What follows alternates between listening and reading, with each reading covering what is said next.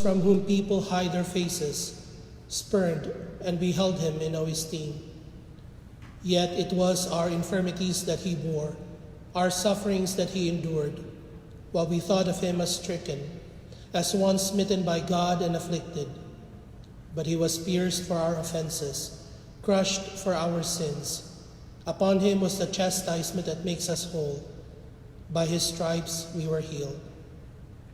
We had all gone astray like sheep, each following his own way. But the Lord laid upon him the guilt of us all. Though he was harshly treated, he submitted and opened not his mouth. Like a lamb led to the slaughter, or a sheep before the shearers, he was silent and opened not his mouth. Oppressed and condemned, he was taken away. And who would have thought any more of his destiny? When he was cut off from the land of the living and smitten for the sins of his people, a grave was assigned him among the wicked, and a burial place with evildoers, though he had done no wrong, nor spoken any falsehood. But the Lord was pleased to crush him in infirmity. If he gives his life as an offering for sin, he shall see his descendants in a long life, and the will of the Lord shall be accomplished through him. Because of his affliction, he shall see the light in fullness of days. Through his suffering, my servant shall justify many, and their guilt he shall bear. Therefore I will give him his portion among the great, and he shall divide the spoils with the mighty, because he surrendered himself to death, and was counted among the wicked. And he shall take away the sins of many, and win pardon for their offenses. The word of the Lord. Thanks be to God.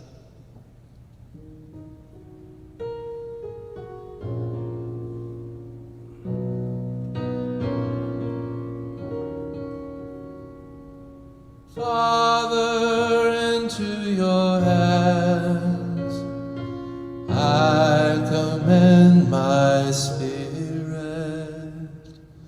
Father, into your hands I commend my spirit. In you, O Lord, I take refuge. Let me never be put to shame. In your justice rescue me. Into your hands I commend my spirit. You will redeem me, O Lord. O faithful God. Father, into your hands I commend my spirit. For all my foes I am an object of reproach, a laughing stock to my neighbors and a dread to my friends. They who see me abroad flee from me. I am forgotten like the unremembered dead. I am like a dish that is broken. Father, into your hands I commend my spirit. But my trust is in you, O Lord. I say you are my God. In your hands is my destiny. Rescue me from the clutches of my enemies and my persecutors. Father, into your hands I commend my spirit. Let your face shine upon your servant. Save me in your kindness. Take courage and be stout-hearted. all you who hope in the Lord. Father, into your hands I commend my spirit.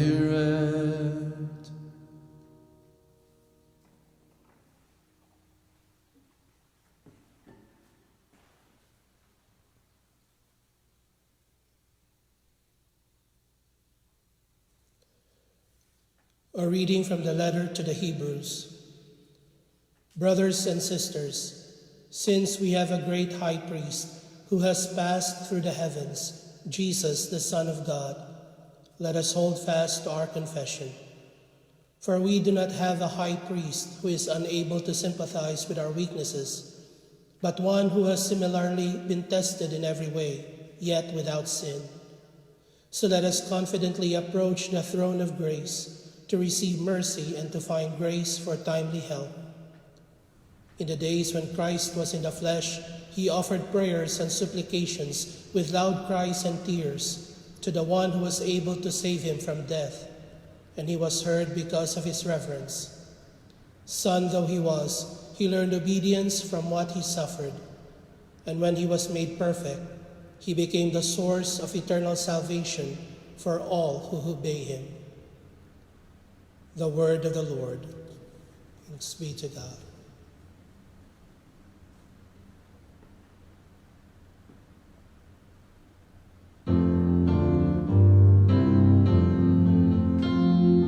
Praise to you, Lord Jesus Christ, King of endless glory. Praise to you, Lord Jesus Christ, King of endless glory. Christ became obedient to the point of death, even death on a cross. Because of this, God greatly exalted him and bestowed on him the name which is above every other name. Praise to you, Lord Jesus Christ, King of endless glory.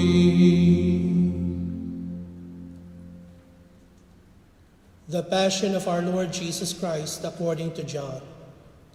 Jesus went out with his disciples across the Kidron Valley to where there was a garden, into which he and his disciples entered. Judas, his betrayer, also knew the place, because Jesus had often met there with his disciples. So Judas got a band of soldiers and guards from the chief priests and the Pharisees, and went there with lanterns, torches, and weapons. Jesus, knowing everything that was going to happen to him, went out and said to him, "Whom are you looking for?" They answered him, "Jesus, the Nazarene." He said to them, "I am." Judas, his betrayer, was also with them. When he said to them, "I am," they turned away and fell to the ground. So he again asked them, "Whom are you looking for?" They said, "Jesus, the Nazarene." Jesus answered, "I told you that I am. So if you are looking for me, let these men go." This was to fulfill what he had said, "I have not lost any of those you gave me." Then Simon Peter, who had a sword, drew it, struck the high priest's slave, and cut off his right ear. The slave's name was Malchus. Jesus said to Peter, "Put your sword into its scabbard. Shall I not drink the cup that the Father gave me?" So the band of soldiers, the tribune, and the Jewish guard seized Jesus, bound him, and brought him to Annas first. He was the father-in-law of Caiaphas, who was high priest that year. It was Caiaphas who had counseled the Jews that it was better that one man should die rather than the people. Simon Peter and another disciple followed Jesus. Now the other disciple was known to the high priest, and he entered the courtyard of the high priest with Jesus. But Peter stood at the gate outside. So the other disciple, the acquaintance of the high priest, went out and spoke to the gatekeeper and brought Peter in. Then the maid who was the gatekeeper said to Peter, "You are not one of this man's disciples, are you?" He said, I am not. Now the slaves and the guards were standing around a charcoal fire that they had made because it was cold, and were warming themselves. Peter was also standing there keeping warm. The high priest questioned Jesus about his disciples and about his doctrine. Jesus answered him, I have spoken publicly to the world. I have always taught in a synagogue or in the temple area where all the Jews gather, and in secret I have said nothing. Why ask me? Ask those who heard me what I said to them. They know what I said. When he had said this, one of the temple guards standing there struck Jesus and said, Is this the way you answer the high priest? Jesus answered him, If I have spoken wrongly, testify to the wrong. But if I have spoken rightly, why do you strike me? Then Annas sent him bound to Caiaphas, the high priest. Now Simon Peter was standing there keeping warm, and they said to him, You are not one of his disciples, are you? He denied it and said, I am not. One of the slaves of the high priest, a relative of the one whose ear Peter had cut off, said, Didn't I see you in the garden with him? Again Peter denied it, and immediately the cock crowed. Then they brought Jesus from Caiaphas to the praetorium. It was morning, and they themselves did not enter the praetorium, in order not to be defiled, so that they could eat the Passover. So Pilate came out to them and said, What charge do you bring against this man? They answered and said to him, If he were not a criminal, we would not have handed him over to you. At this Pilate said to them, Take him yourselves and judge him according to your law.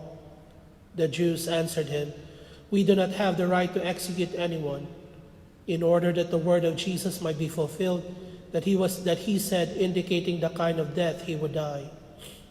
So Pilate went back into the praetorium and summoned Jesus and said to him, Are you the king of the Jews? Jesus answered, Do you say this on your own, or have others told you about me? Pilate answered, I am not a Jew, am I? Your own nation and the chief priests handed you over to me. What have you done? Jesus answered, My king does not belong to this world. If my kingdom did belong to this world, my attendants would be fighting to keep me from being handed over to the Jews. But as it is, my kingdom is not here. So Pilate said to him, Then you are a king. Jesus answered, You say I am a king. For this I was born, and for this I came into the world, to testify to the truth. Everyone who belongs to the truth listens to my voice. Pilate said to him, What is truth? When he had said this, he again went out to the Jews and said to them, I find no guilt in him, but you have a custom that I release one prisoner to you at Passover. Do you want me to release to you the king of the Jews? They cried out again, Not this one, but Barabbas. Now Barabbas was a revolutionary. Then Pilate took Jesus and had him scourged, and the soldiers wove a crown out of thorns and placed it on his head, and clothed him in a purple cloak. And they came to him and said, Hail, King of the Jews! And they struck him repeatedly. Once more Pilate went out and said to them, Look, I am bringing him out to you, so that you may know that I find no guilt in him. So Jesus came out, wearing the crown of thorns and the purple cloak, and he said to them, Behold the man! When the chief priests and the guards saw him, they cried out, Crucify him! Crucify him! Pilate said to them, Take him yourselves and crucify him. I find no guilt in him. The Jews answered, We have a law, and according to that law he ought to die, because he made himself the Son of God. Now when Pilate heard this statement, he became even more afraid, and went back into the praetorium and said to Jesus, Where are you from? Jesus did not answer him. So Pilate said to him, Do you not speak to me? Do you not know that I have power to release you, and I have power to crucify you? Jesus answered him, You would have no power over me if it had not been given to you from above. For this reason, the one who handed me over to you has the greater sin. Consequently, Pilate tried to release him, but the Jews cried out, If you release him, you are not a friend of Caesar. Everyone who makes himself a king opposes Caesar." When Pilate heard these words, he brought Jesus out and seated him on the judge's bench in the place called Stone Pavement, in Hebrew, Gabbatha. It was preparation day for Passover, and it was about noon. And he said to the Jews, "Behold your king." They cried out, take him away, crucify him." Pilate said to them, "Shall I crucify your king?" The chief priests answered, "We have no king but Caesar." Then he handed him over to them to be crucified. So they took Jesus, and in carrying the cross himself, he went out to what is called the place of the skull, in Hebrew, Golgotha. There they crucified him, and with him 2 others, one on either side, with Jesus in the middle. Pilate also had an inscription written and put out on the cross. It read, "Jesus the Nazarene, the King of the Jews." Now many of the Jews read this inscription because the place where Jesus was crucified was near the city, and it was written in Hebrew, Latin, and Greek. So the chief priests of the Jews said to Pilate, "Do not write the King of the Jews, but that he said, 'I am the King of the Jews.'" Pilate answered, "What I have written, I have written." When the soldiers had crucified Jesus, they took his clothes and divided them into 4 shares, a share for each soldier. They also took his tunic, but the tunic was seamless, woven in one piece from the top down. So they said to one another, "Let us not tear it, but cast lots for it to see whose it will be," in order that the passage of Scripture might be fulfilled that says, "They divided my garments among them, and for my vesture they cast lots." This is what the soldiers did. Standing by the cross of Jesus was his mother and his mother's sister, Mary, the wife of Clopas, and Mary of Magdala. When Jesus saw his mother and the disciple there, whom he loved, he said to his mother, "Woman, behold your son." Then he said to the disciple, "Behold your mother." And from that hour the disciple took her into his home. After this, aware that everything was now finished, in order that the Scripture might be fulfilled, Jesus said, "I thirst." There was a vessel filled with common wine, so they put a sponge soaked in wine on a sprig of hyssop and put it up to his mouth. When Jesus had taken the wine, he said, "It is finished." And bowing his head, he handed over the Spirit.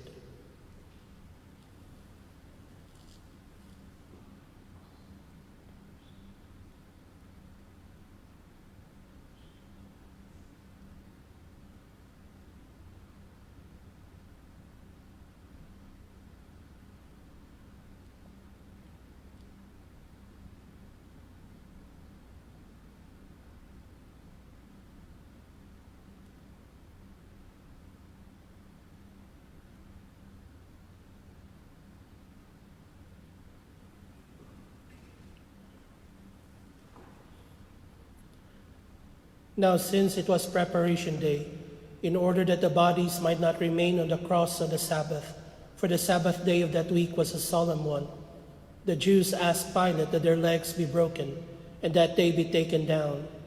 So the soldiers came and broke the legs of the first and then of the other one who was crucified with Jesus. But when they came to Jesus and saw that he was already dead, they did not break his legs. But one soldier thrust his lance into his side, and immediately blood and water flowed out. An eyewitness has testified, and his testimony is true. He knows that he is speaking the truth, so that you also may come to believe. For this happened so that the Scripture passage might be fulfilled, "Not a bone of it will be broken." And again another passage says, "They will look upon him whom they have pierced." After this, Joseph of Arimathea, secretly a disciple of Jesus for fear of the Jews, asked Pilate if he could remove the body of Jesus, and Pilate permitted it. So he came and took his body. Nicodemus, the one who had first come to him at night, also came bringing a mixture of myrrh and aloes, weighing about 100 pounds. They took the body of Jesus and bound it with burial cloths along with the spices, according to the Jewish burial custom. Now in the place where he had been crucified there was a garden, and in the garden a new tomb, in which no one had yet been buried. So they laid Jesus there, because of the Jewish preparation day, for the tomb was close by. The Gospel of the Lord. Praise to you, Lord Jesus Christ.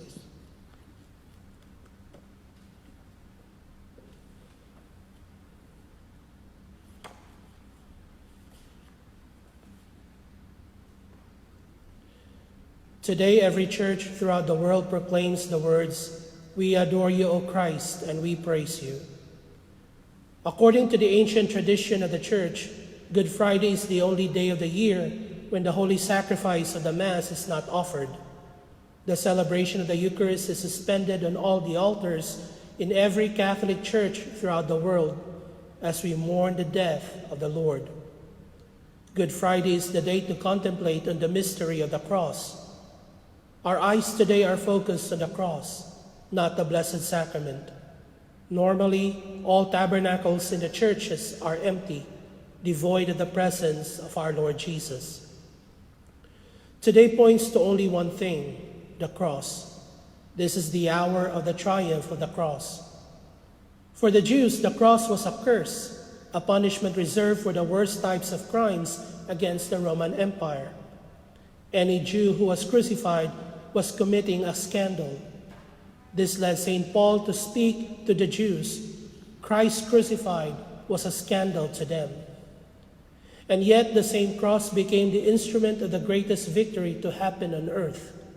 In the words of our former Holy Father, Pope Benedict XVI, Christ's crucifixion is his coronation. At the cross, Jesus claims the entire world as his kingdom. The crown of thorns became the symbol of his authority and governance. And this is also why in our contemplation of the cross, we discover that the cross is a sign of contradiction. In the mystery of the cross is the tension of apparent opposites, death and resurrection, defeat and victory, agony and glory. Nevertheless, what binds these tensions and oppositions is the fact that the cross brings about something new. One of my favorite scenes in Mel Gibson's movie, The Passion of the Christ, is the scene where our Lord meets his dear mother on his way to Calvary. He falls under the weight of the cross, and we can see his mother rushing to his side to comfort him. When she came to him, Jesus looks into her sorrowful eyes and he tells her, "Don't you see, Mother, I make all things new." Don't you see, I make all things new. Today, Jesus makes all things new. But in order for us to receive this newness promised by Christ, we must go to Calvary with him. There is no other place where this gift can be found but on the cross. Thus, the sign of contradiction makes sense. The worst, most scandalous instrument of punishment became the best, most rewarding instrument of our lives. Only in dying can we experience resurrection. Only by letting go of our sinfulness can we obtain the victory of eternal life. And only when we allow ourselves to suffer in agony with our Lord can we receive the glory promised to us through Christ's own glorification. In other words, the curse of the cross became the blessing of the resurrection. Our glory does not come from trophies, honors, or worldly recognition. Our glory begins when we embrace the cross as Jesus did. We do not achieve true glory by grasping for it. We achieve it when we follow Jesus to the cross and say with him, "Father, into your hands I commend my spirit." Our glory will only be complete when he raises us up together with his Son, but it all begins at the cross. Let us not be afraid of the cross. Let us not run away from the cross. If we look at the cross from the bottom up, we can see it as a sign that points to heaven. And with that sign comes the key, Jesus himself. We adore you, O Christ, and we praise you, because by your holy cross you have redeemed the world.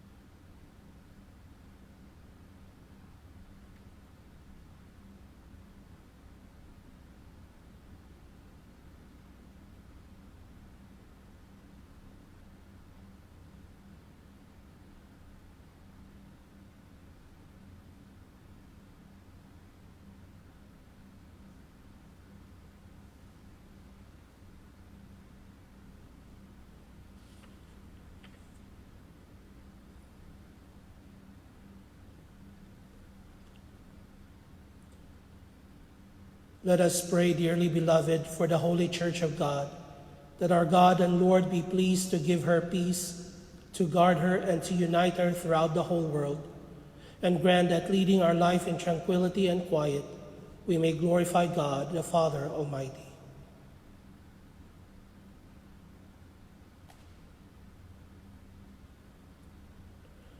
Almighty ever-living God, who in Christ reveal your glory to all the nations, watch over the works of your mercy, that your church, spread throughout all of the world, may persevere with steadfast faith in confessing your name. Through Christ our Lord. Amen.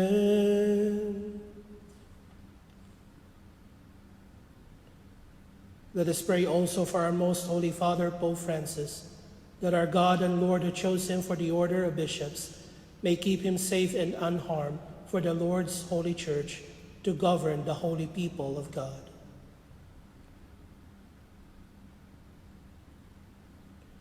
Almighty ever-living God, by whose decree all things are founded, look with favor on our prayers, and in your kindness protect the Pope chosen for us, that under him the Christian people governed by you, their Maker, may grow in merit by reason of their faith.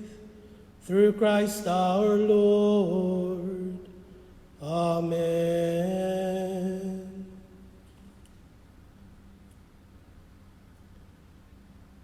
Let us pray also for our Bishop Shelton, for all bishops, priests, and deacons of the Church, and for the whole of the faithful people. Almighty ever-living God, by whose Spirit the whole body of the Church is sanctified and governed, hear our humble prayer for your ministers, that by the gift of your grace all may serve you faithfully. Through Christ our Lord. Amen. Let us pray also for catechumens, that our God and Lord may open wide the ears of their inmost hearts and unlock the gates of his mercy, that having received forgiveness of all their sins through the waters of rebirth, they too may be one with Christ Jesus our Lord. Almighty ever-living God, who make your church ever fruitful with new offspring, increase the faith and understanding of catechumens, that reborn in the font of baptism, they may be added to the number of your adopted children. Through Christ our Lord. Amen. Let us pray also for all our brothers and sisters who believe in Christ, that our God and Lord may be pleased as they live the truth, to gather them together and keep them in his one church. Almighty ever-living God, who gather what is scattered and keep together what you have gathered, look kindly on the flock of your Son, that those whom one baptism has consecrated may be joined together by integrity of faith and united in the bond of charity. Through Christ our Lord. Amen. Let us pray also for the Jewish people, to whom the Lord our God spoke first, that he may grant them to advance in love of his name and in faithfulness to his covenant.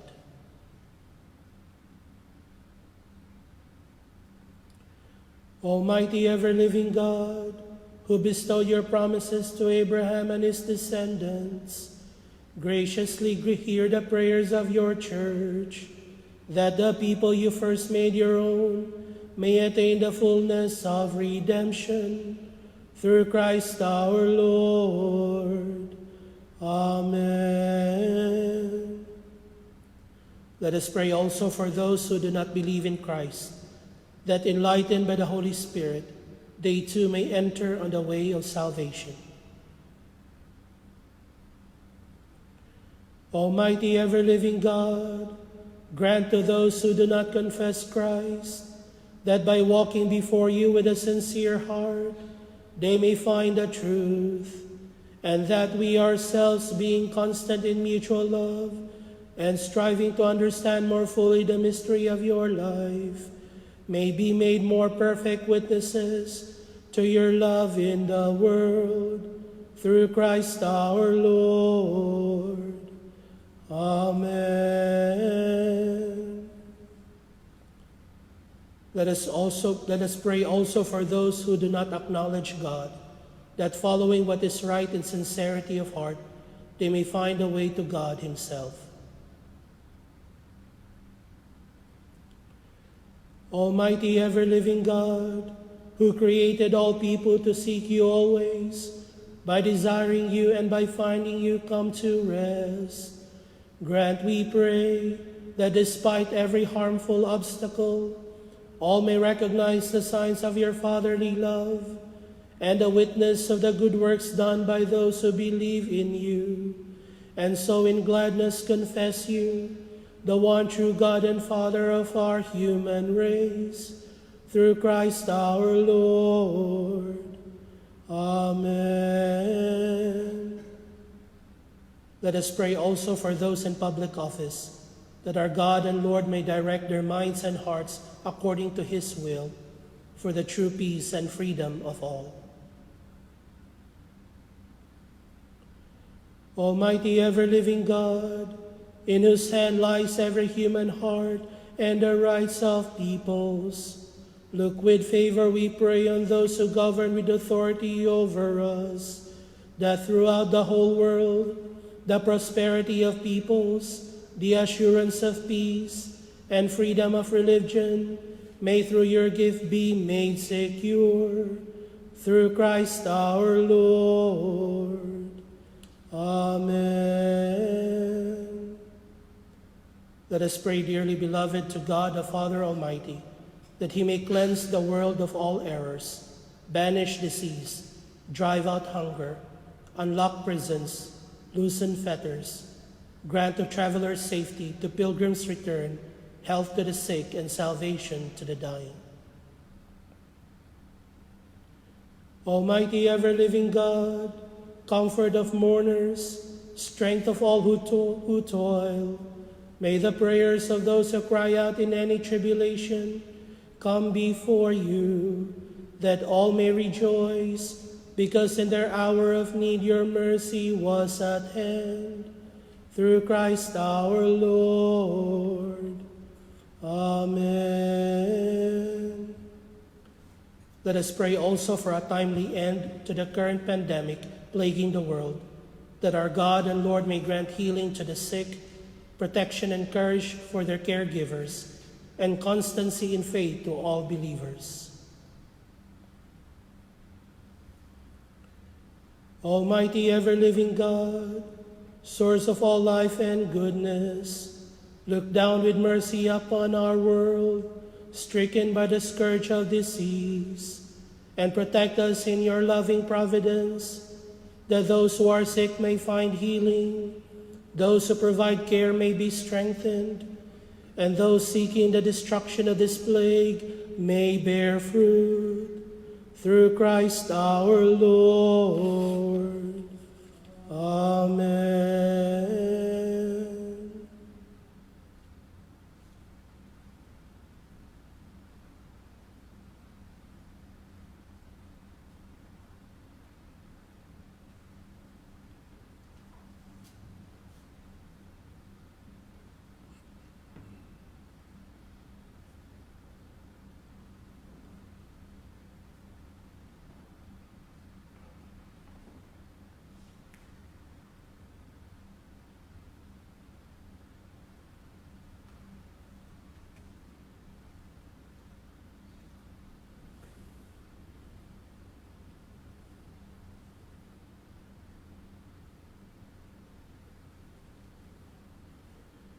Behold the wood of the cross, on which hung the salvation of the world. Come, let us adore.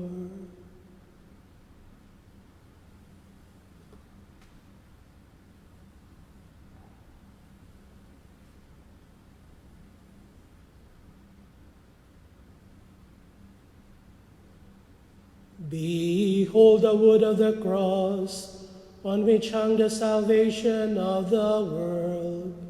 Come, let us adore.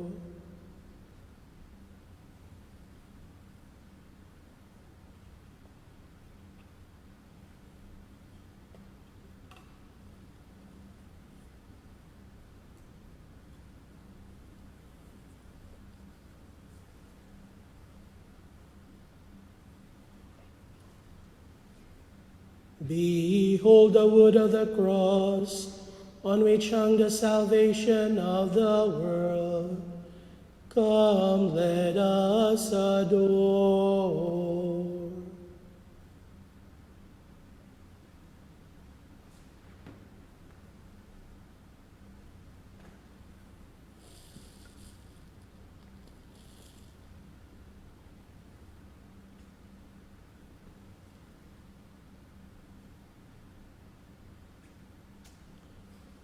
For those who are joining us on social media, I now invite you at this time to make your act of adoration to our Lord in the crucifix.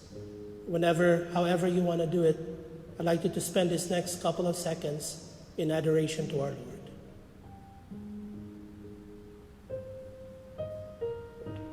At the cross I bow my knee, where your blood was shed for me. There is no greater love than this. You have overcome the grave. Your glory fills the highest place. What could separate me now?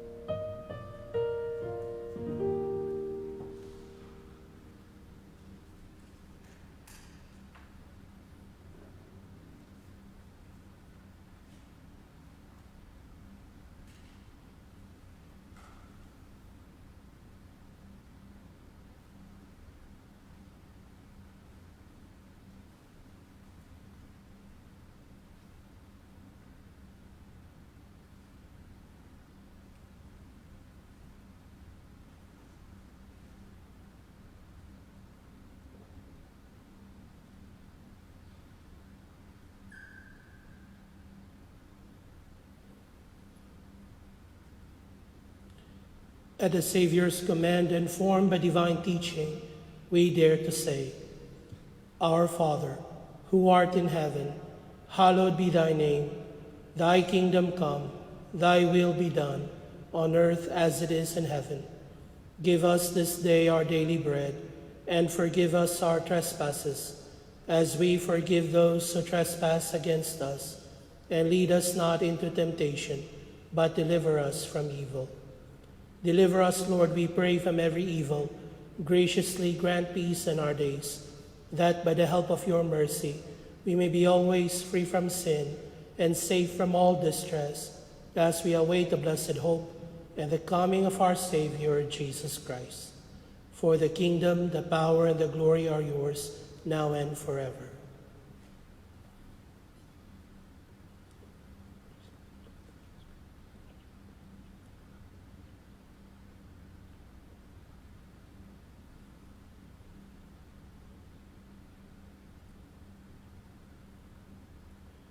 Behold the Lamb of God.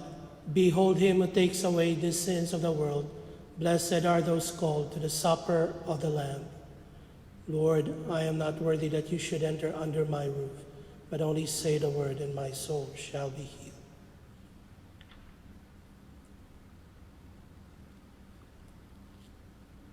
Please join me in praying an act of spiritual communion. My Jesus, I believe that you are present in the most holy sacrament.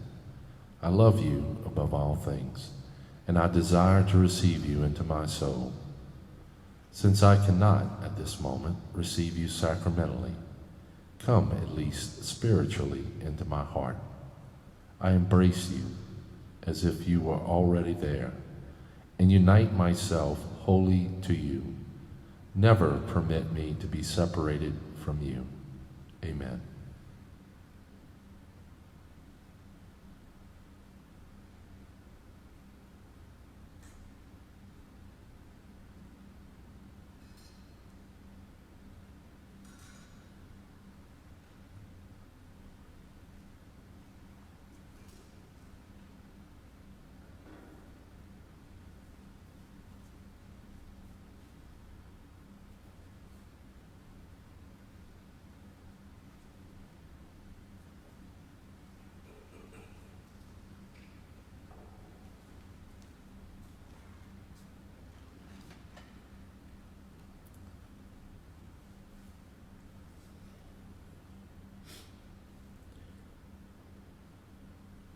Let us pray. Almighty ever-living God, who have restored us to life by the blessed death and resurrection of your Christ, preserve in us the work of your mercy, that by partaking of this mystery, we may have a life unceasingly devoted to you. Through Christ our Lord. Amen. Bow down for the blessing. May abundant blessing, O Lord, we pray, descend upon your people, who have honored the death of your Son in the hope of the resurrection. May pardon come, comfort be given, holy faith increase, and everlasting redemption be made secure. Through Christ our Lord. Amen.